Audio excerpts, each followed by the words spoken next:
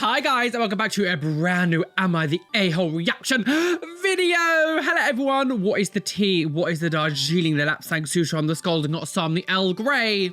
What is the tea? But yes, hi everyone, welcome back to the channel. I hope you're having a wonderful, fantastic week, evening, month, year, wherever it is, and whenever you last checked in with us. I hope you're having a wonderful time. Today we're back to do another Am I the A-Hole. You guys absolutely love doing these, and honestly, when I do the Am I the A-Hole more Reddit ones, the comments are so amazing. Like, I love reading through these because you really get I get understanding of kind of who you are as a person as well. We never know what we're gonna get. A piercing related one, a tattoo related one, a wedding, a falling out, a family on the edge of deceased people. You're dead, I'm rich. Hello, my name is Roly. If you are new, welcome to the channel. Make sure you subscribe. And if you are watching on a TV, you can scan this QR code here with your phone to subscribe. And yes, join the family. Of course, as always, if you are a returning person here, thank you for joining me again. Make sure you do hit the like button, hit the notification bell as well to make sure you don't miss any new videos. But anyway, with all that being said, let's not beat around the bush and get on with these Am I the A-Holes. Would I be the A-Hole if I told a tattoo artist their tattoos are awful?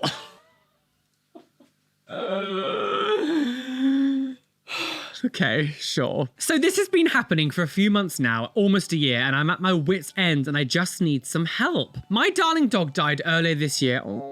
And I've wanted to get a memorial tattoo in her honor. For months I've been talking and meeting up with different artists until I found one that I liked and trusted. While I was doing this, a friend of mine told me that his wife did tattoos.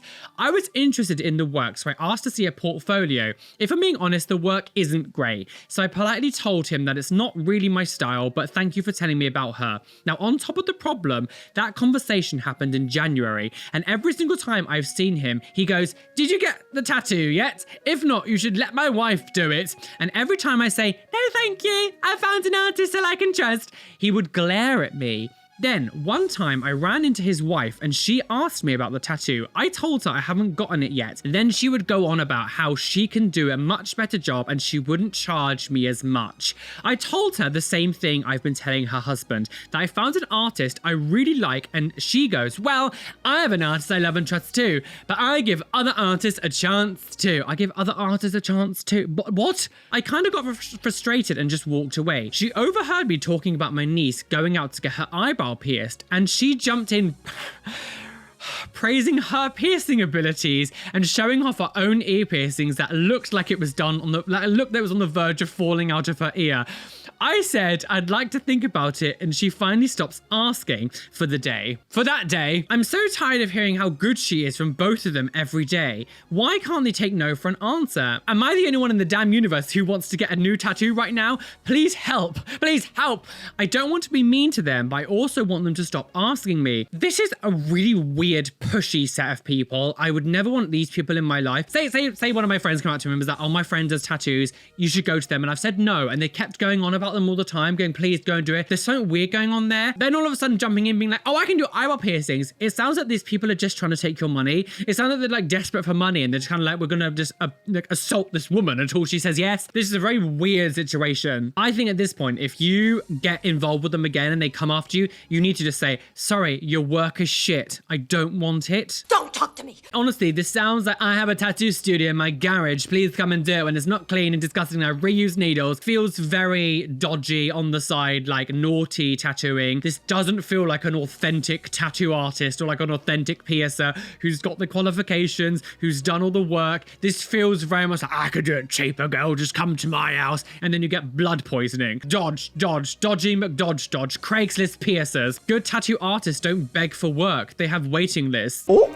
Not the A-Hole. Does she have a shop or do it in her house?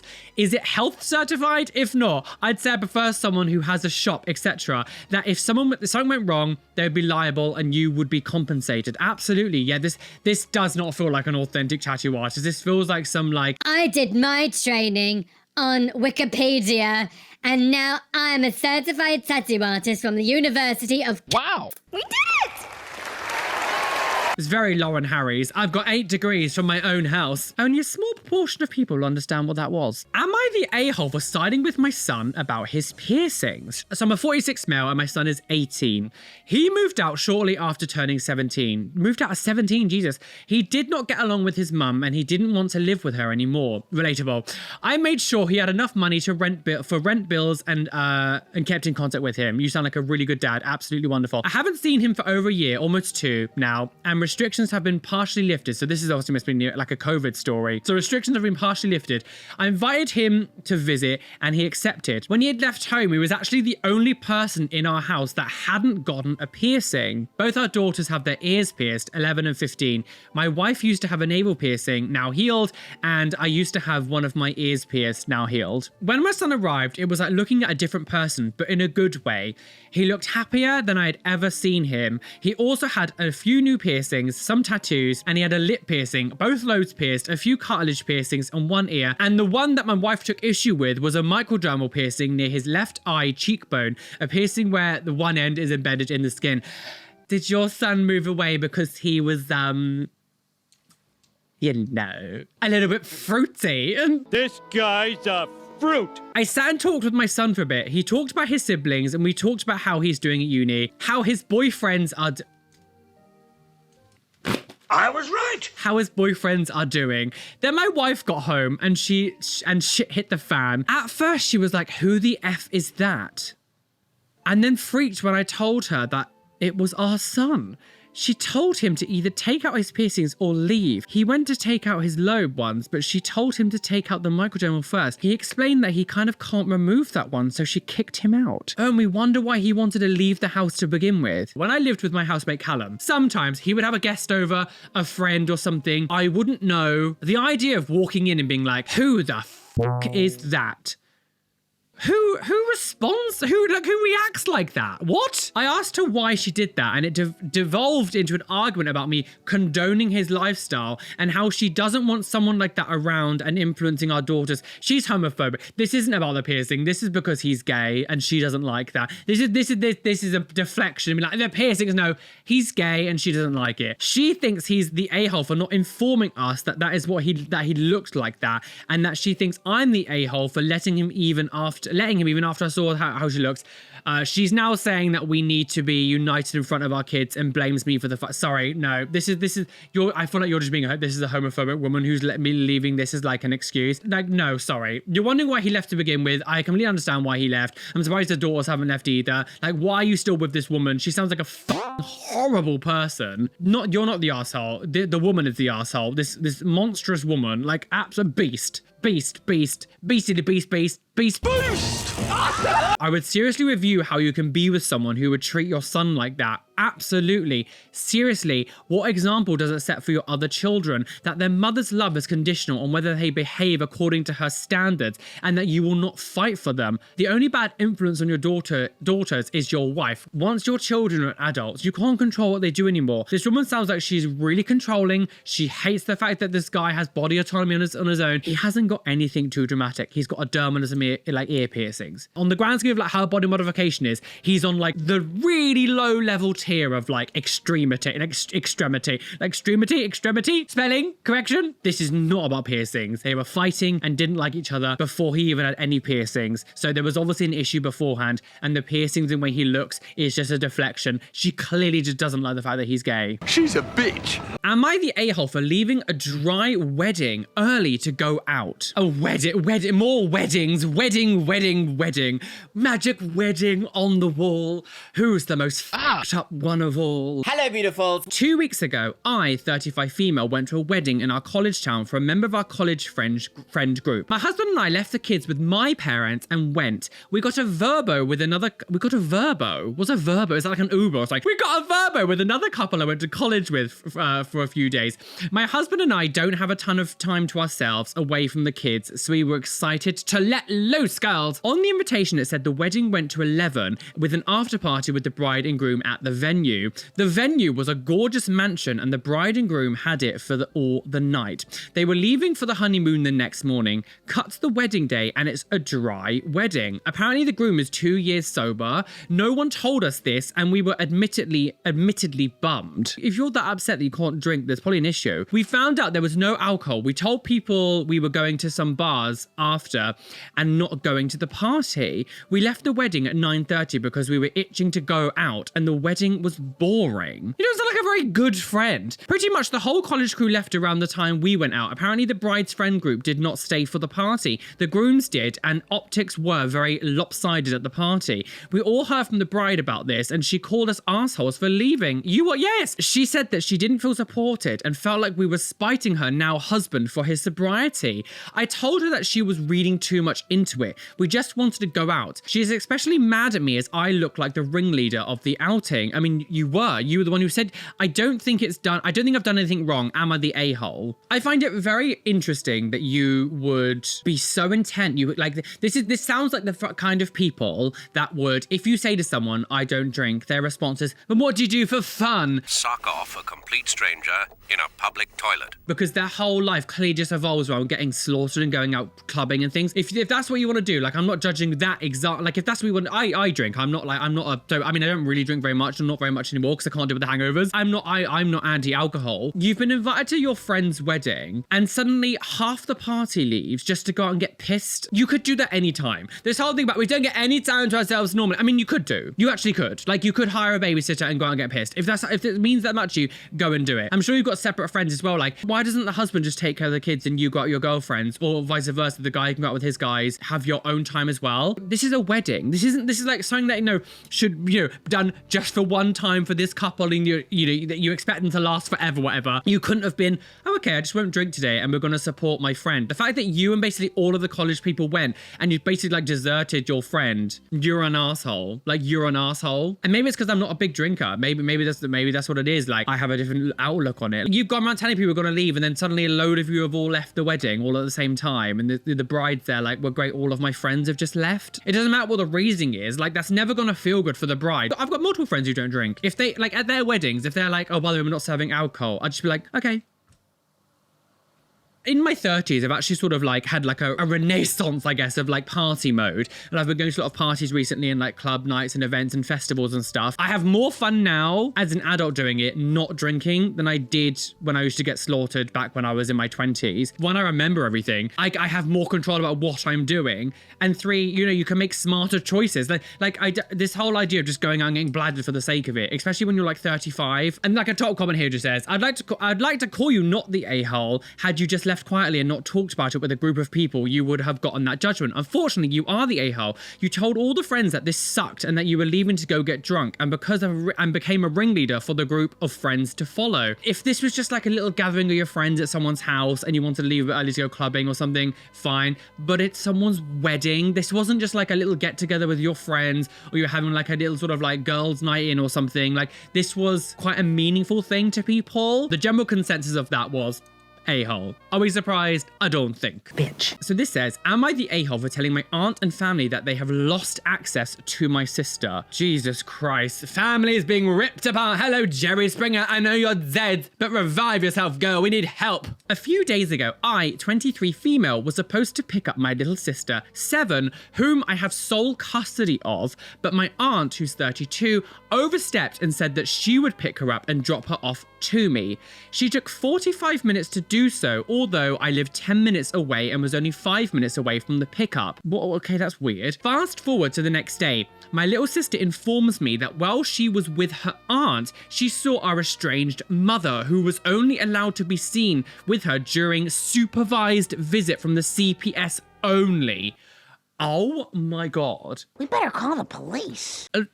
Breaking the law, sis. Like what? I texted my aunt and said if this was true. She began telling me that there was no need for me to tell you because that is her mum, and she began attacking me verbally. She said she isn't wrong for hiding it. She invalidated how I felt. She disregarded how crucial it is for me to know these things. The rest of the family also began to text me. My grandma even took her side. I told them that they have lost access for not understanding the sacrifices I've made for my sister, not understanding understanding that I've committed the rest of my life to this and not respecting my wishes? Am I the a-hole? Absolutely not. Can I just say one thing? As someone who went through a lot of the child protective services as children, like, we were fully failed by the system, but like, we went through foster homes. We had a, you know, if you've watched my story, I'll put a link in the description. You can go watch my full story about my childhood and upbringing and everything. Like, it was a lot. This woman here, so she's 23 years old, to be granted sole custody of her sister, who is 7, from any other part of the family members who, like, she has been given custody of her. Some shit would have gone down there, something bad.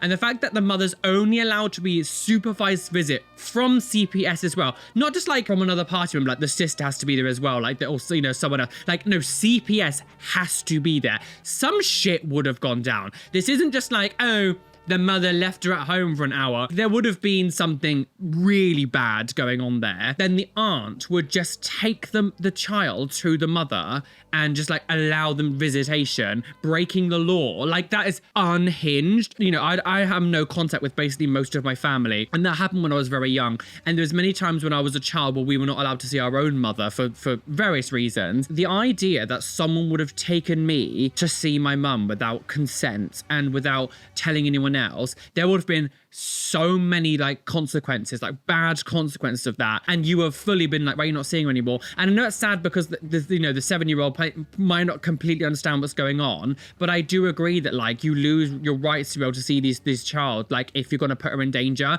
you have no idea. We have no idea why the mother's not allowed to see the child without supervised visit from the CPS. No. These are the abusive kind of parents who say things like, blood is thicker than wow. You have to forgive them. They're family. It doesn't matter if they burn you all day with cigarette butts and beat the shit out of you. Like, I can't even, those kind of things like that you expect people to forgive just because they're family, or like all the abuse and everything. No, one of the most abusive things to say to someone is you have to forgive them just because they're family. Abuse. Absolutely not. Bastard! Not the arsehole. Mum has court orders about her visitation. They all just helped her break those and could get into a lot of trouble. Absolutely. The general consensus of this one was not the arsehole. Not surprising. Utterly obscene. Obscene.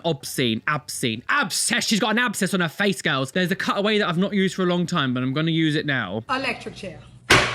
Do you see the gout? You can always call my name and I'll be there. Searching for it, looking for it, searching for the gout. Death. Am I the a-hole for dyeing my hair even though my husband didn't want me to? Oh, for God's sake. Here we go. A lot of people controlling everyone else again. I, 31 female, have been married to my husband, 32 male, for 9 years. I've always loved dyeing my hair, although it's always blonde or red when I was younger. We met when we were 15. Now that I'm older, with adult money, I enjoy trying different colors, mostly blue or purple. I have been red and blonde for a few times as well. My most recent color, red, faded, and then it got bleached while it was in the sun, so I dyed it blue/teal color, but it looks beautiful, and sent him a picture. His reaction was, is this an old pic, or do my feelings and opinions really mean that little to you? It's not that it means nothing to me. I just like dyeing my hair. He never liked it and prefers me natural. After my job said nose piercings were okay, I didn't get mine re-pierced because he didn't like it. He was upset that I got a 3rd tattoo even though I already had 2, so I hadn't gotten a new tattoo either, even though he has. I'm the a-hole for dyeing my hair even though my husband didn't want me to. No. We had an Am I the a-hole that was similar to this. I think it was in the last one, and I had a discussion about, I do feel like there is a certain aspect of body modification would require maybe some discussion with your other half. If you're going to get like something that's quite a dramatic change, I do think there is an element of like maybe discuss that. However, you just dyed your hair. It's literally no big deal. It's not a big deal in the you've just dyed your hair. So in this situation, I do not think you're the arsehole.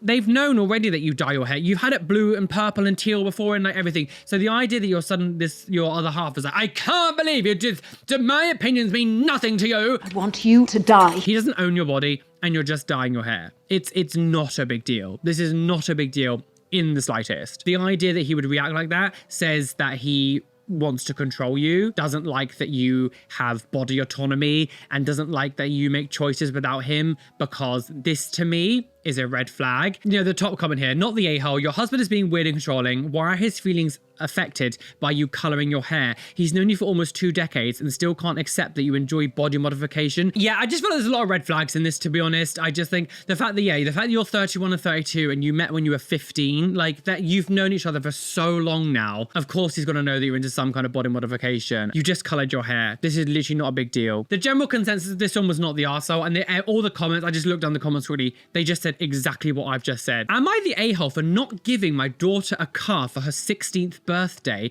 and cutting her off financially? Imagine getting a car at 16. This whole, like, when America's very different when it's this kind of stuff, because when we were growing up, the idea of getting a car when you're 16 is like, that just doesn't happen. I mean, some rich people maybe, but I don't know a single one of my friends who ever was given like a car for their birthday. Especially, well, for us it would have been 17, but like, especially when they're 17, Jesus. I, 48 male, have a daughter, Lisa, 15, from my first marriage. I'm not on particularly good terms with her mother, and Lisa unfortunately became an outlet for her resentment towards me, which ended up souring our relationship massively. Lisa is a good person, but unfortunately she takes after her mum in terms of demeanor and often acts rude and entitled. A few years ago, I married again. Lisa decided to not attend my wedding, and she said a bunch of hurtful things to my then fiance, Rosemary, 38. Since then, our relationship got even worse. When Rosemary and I welcomed our son a year and a half ago, Lisa sent me a text saying that since I have my perfect baby now, I could stop pestering her and trying to play family with her.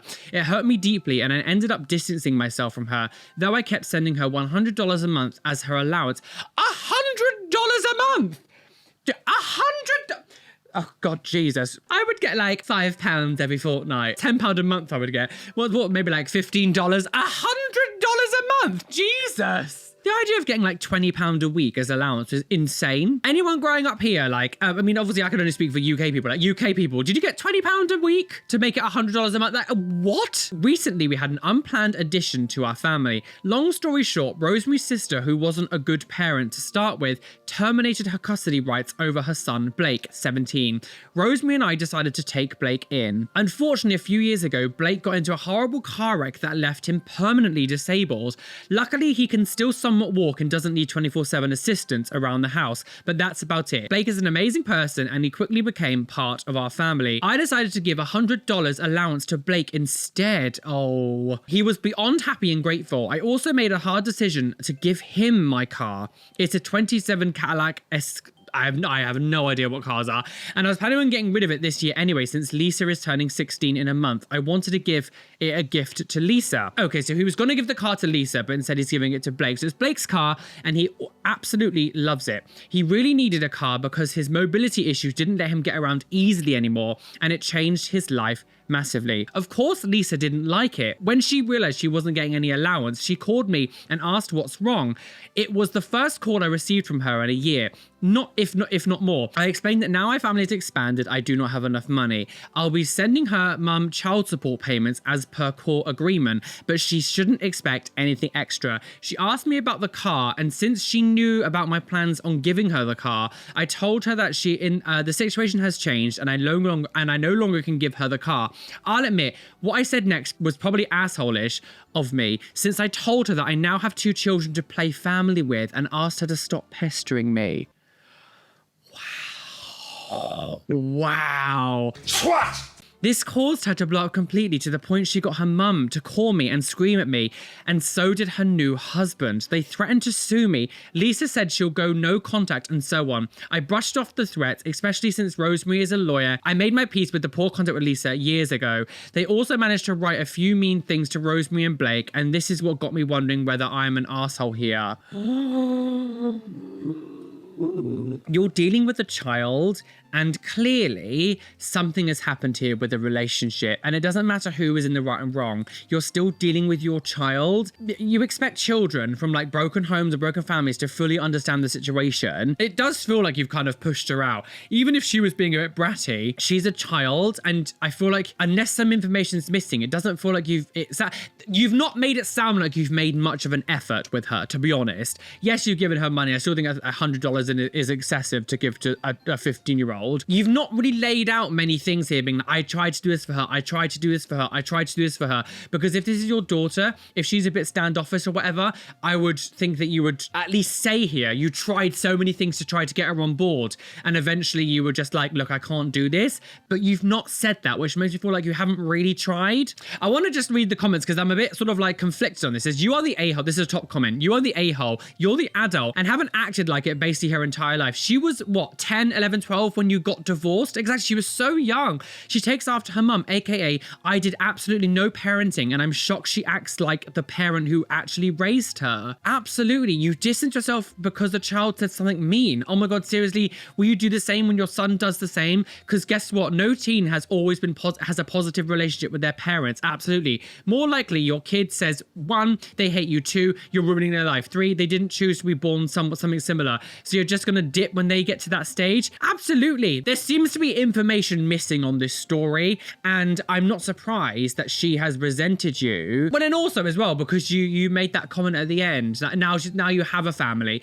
Children say things when they're angry. Children don't understand a lot of the things they say. Again, this kid is 15. She's from a broken home. We don't know how long it's been since you guys actually got divorced. The fact that it says that a few years ago I married again, which means 15, 14, 13, 12. Like this should mean, so take 3 years off because, you know, a couple is 2, a few is 3 or more. So you got married again a few years ago. Well, it would have been less because if you got married a few years ago, you're not going to meet someone and then just suddenly marry. So maybe she was about 10. Like, have you just not made an effort with her this whole time? And kids say things when they're angry. As that comment said, of course, when I was a teenager, when I was going through puberty and all this stuff and all the bullying was happening in school, I took it on my grandparents a lot of the time. I told them that I hate them and that I can't believe they're doing this to me, because kids are dramatic. Kids say things like that. Like, it doesn't matter how hateful or something a kid, like one of your kids says, they're still your child and it's your responsibility to raise them right. And then for you to say, well, I've got my family now, so you can stop pestering me.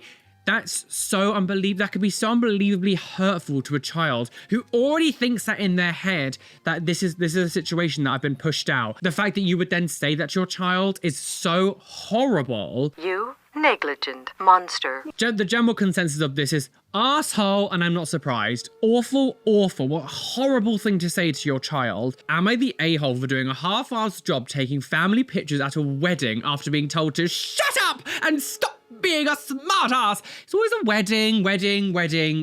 As I said, wedding. Am I the a-hole are just basically weddings. I was being paid about half of what I normally charge, and I was fine with that. The bride is my favorite cousin, and her husband is amazing. During the formals, the wedding party was great, and I got lots of great shots. When it came to take pictures of different family groups with the couples, people were assholes. They wouldn't stop talking or looking away from the camera. I tried politely reminding everyone that the camera was a big black thing on the tripod and that it took still images, not videos. I was repeatedly told to shut up and stop being a smartass, and that they knew what a camera was, while then act like it. I asked my wife to record the video of the responses for me. My cousin was delighted with the pictures from the ceremony, the formals and the reception. She laughed her ass off at the family pictures. In about half of them, people were looking off in all directions instead of at the camera, and in most of those, there were also people with their mouths wide open. Mouth wide open, mouth wide open, mouth wide open, like I was at the dentist. You sick bitch. She thought they were hilarious and her husband agreed. Wonderful. I started getting on social media from my family about the terrible pictures. I replied that I tried to explain to them that the camera was a big black thing on the tripod and then it only took still pictures. They said I should have waited for them to be ready. So I started posting the short video clips of people being jackasses towards me. Ah, we love a petty moment, yes bitch. My mum said that I went too far and that they won't ask me to take pictures for them again. I did fake cry and said, boo-hoo. She called me a smart aleck. I've not heard that for a while, for being a smart aleck. Please let me state that I do not think I'm an a-hole in this situation, but many people do. They are upset because they don't often dress up and get together and they didn't get good pictures. Well then, like literally, if you cared that, sorry, I don't even need to reveal the general consensus. I feel like if you agree that this person's an asshole or think this person's an asshole, you're being weird. I cannot believe that I got to the stage where you're literally going like, hello, when you're trying to take some nice photos, can you look at the camera? And they're like, Oh, we know everyone, cameras. Yeah, we're not gonna do it. That's utterly insane. Utterly insane. You're not the arsehole. The fact that you're doing this, especially you're doing this for a family member as well, and you're not getting paid fully amount, like, I don't know what they're expecting. These family members need to be seriously, get a grip, woman. No, sorry, I don't even need to worry about what other people say about this. You're not the asshole. And I love the fact that you posted. Like, the fact is, they tried to call you out and be like, well, why didn't you be patient? And then you showed them being like, well, I was trying actually, and this is what they were doing. So, show me the receipts. Oh, I have them. And then they're like, oh, you're being a smart aleck. You can't just suddenly be like, smart aleck when you've been called out and shown that you're actually in the wrong. Like, what are you doing, bitch? Something about weddings just make people go utterly bonkers. There's something about weddings that just make people lose all sense of, like, humanity. I don't know. Weird. The top comment on this is not the a-hole. The photos are an accurate reflection of their behavior on the day. The only people that opinions matter were the photos of the bride and the groom that hired you. They liked it. There is no issue. Absolutely. The fact that, yeah, the bride and groom both said that they thought it was hilarious and loved it. So the fact the family's like, well, why don't... It's not... The wedding isn't about you. It's about the bride and groom. They're the ones that matter, really. You're just sort of like there to, I guess, fill space. You get nothing.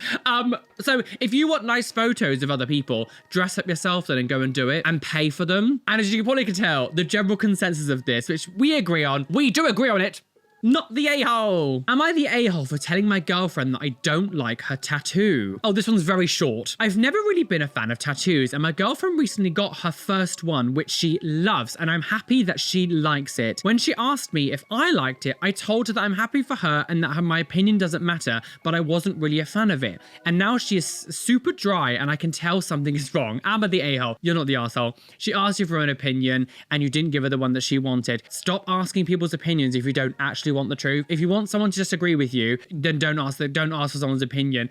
I have many friends, right? I have many friends who are not into tattoos. Like Sarah, for example, one of my best friends in the whole world. She would never, ever in her wildest dreams get anything remotely like I've got tattooed on me. It's not her style. She would just absolutely never, ever, ever tattoo this. Do I care?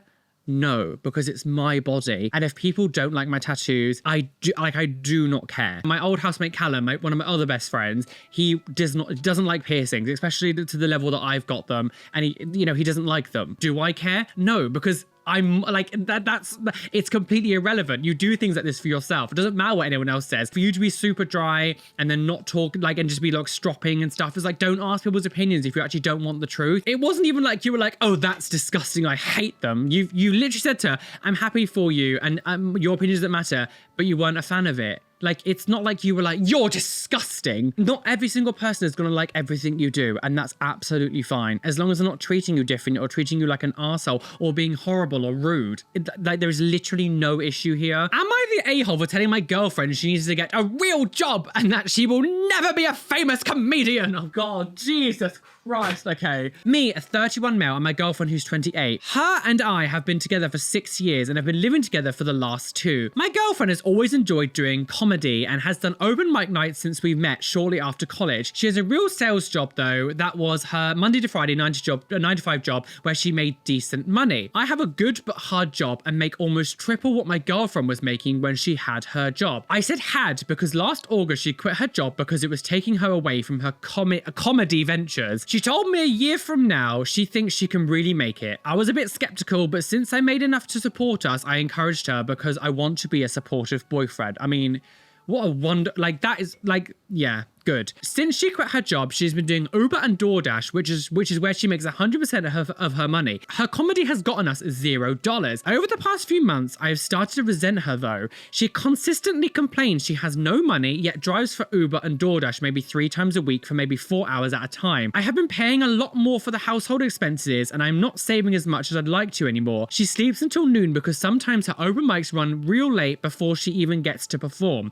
And when she gets up, she just bums around on TikTok and YouTube looking for inspiration. She also gets very moody with me if I don't come to 90% of her open mic performances.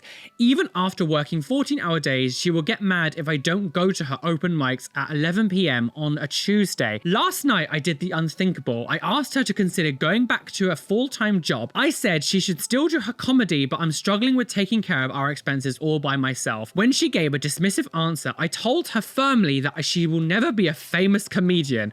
And I said she's 20 28 and it's time to grow the F up and join the real world. Because this is totally unfair to me. It's totally unfair on me, and I bust my ass while she lives in La La Land, and that she can't be this naive at this age by thinking she's going to support herself with this. She stared at me in silence for a few minutes and started crying and went to stay with her friend. Her friend called me an effing dickhead a-hole and that I'm the worst friend ever. She has not answered to her phone today yet, so am I the effing D-head asshole? I don't think I agree with the general consensus here. I don't know, do I? I think you were very wonderful and supportive of your other half here, that you gave her an entire, like, she said in a year's time, I think I'll be able to make it. You agreed to basically financially support her while she went for her like dream job. You have not mentioned that you've got children or anything. She quit her job and you financially supported her for, well, it's been over a year, but originally it was for a year. So to see if she could make it work. And I think that was a wonderful thing for you to do for her. And unfortunately, it hasn't worked out the way that it has.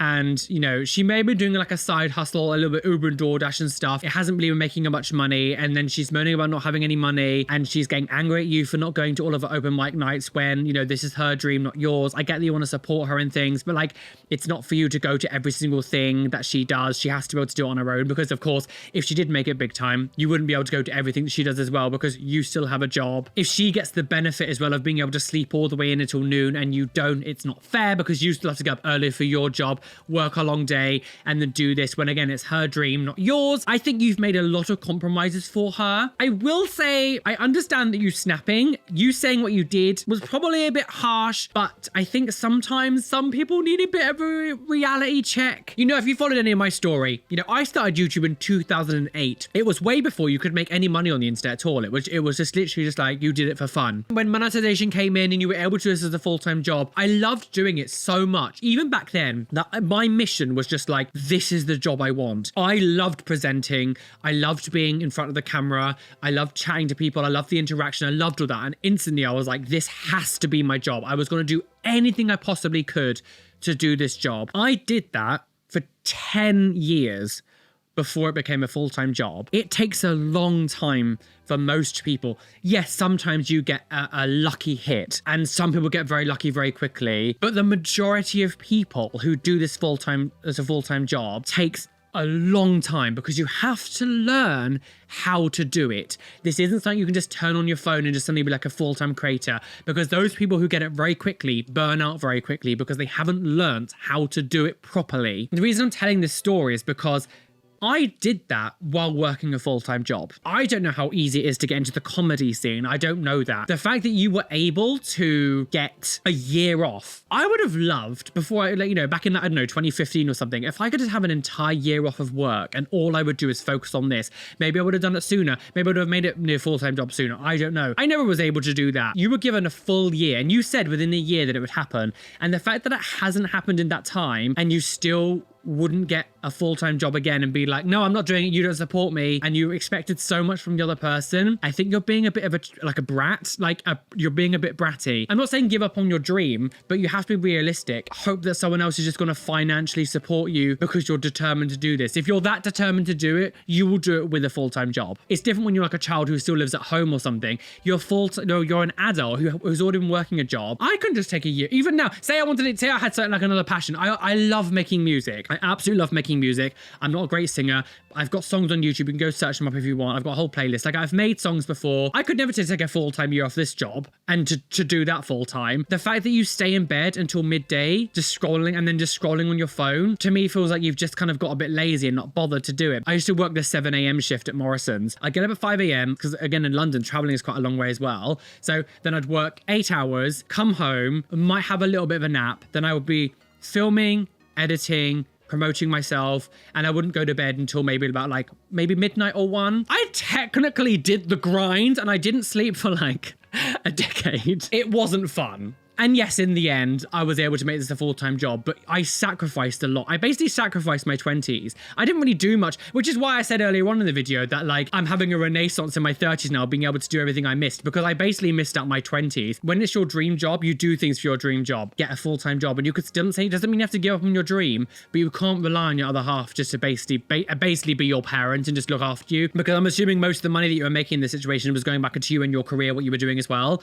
like doing the comedy like circuit and things. I think maybe you could have been slightly nicer, but I do think sometimes people need a little bit of a wake-up call. I feel like you're still acting a bit childish and expecting this person just to look after you. The general consensus here is everybody sucks. I actually disagree. I don't think I agree with everyone sucks. I actually don't think you suck. I think you could have been a bit nicer, but I don't think you're an arsehole in the situation. I think she is. I mean, one of the top comments here, this is only from 13 days ago. No, he's not the a-hole. She was taking him for granted the moment she wasn't contributing a relationship and expecting him to make all the sacrifices of his free time, money, and their shared life for her sole benefit.